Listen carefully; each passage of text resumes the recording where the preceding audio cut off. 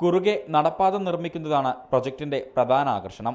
Comtrust വിവിംഗ് ഫാക്ടറിയുടെ ഭാഗത്തു നിന്നും മാനാഞ്ചിറ സ്ക്വയറിനുള്ളിലൂടെ കമ്മീഷൻ ഓഫീസിന് മുന്നിലേക്കാണ് നടപ്പാത നിർമ്മിക്കാൻ ഉദ്ദേശിക്കുന്നത്.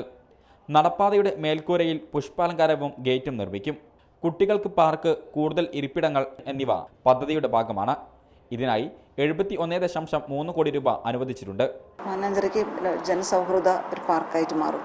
കുട്ടികൾക്ക് ഇരിപ്പിടങ്ങളും അത് കുട്ടികൾക്കും വലിയവർക്കും പിന്നെ അവിടെ എത്തുന്നവർക്കെല്ലാം തന്നെ നല്ല രീതിയിൽ അത് ഉപയോഗിക്കത്തക്ക രീതിയിലേക്ക് മാറ്റപ്പെടും. ഏകദേശം ഞങ്ങൾ ഈ വർഷം, ഈ സാമ്പത്തിക വർഷത്തിൽ പാർക്ക് റിനോവേറ്റ് ചെയ്തിട്ട് ജനങ്ങൾക്ക് തുറന്നു കൊടുക്കാം.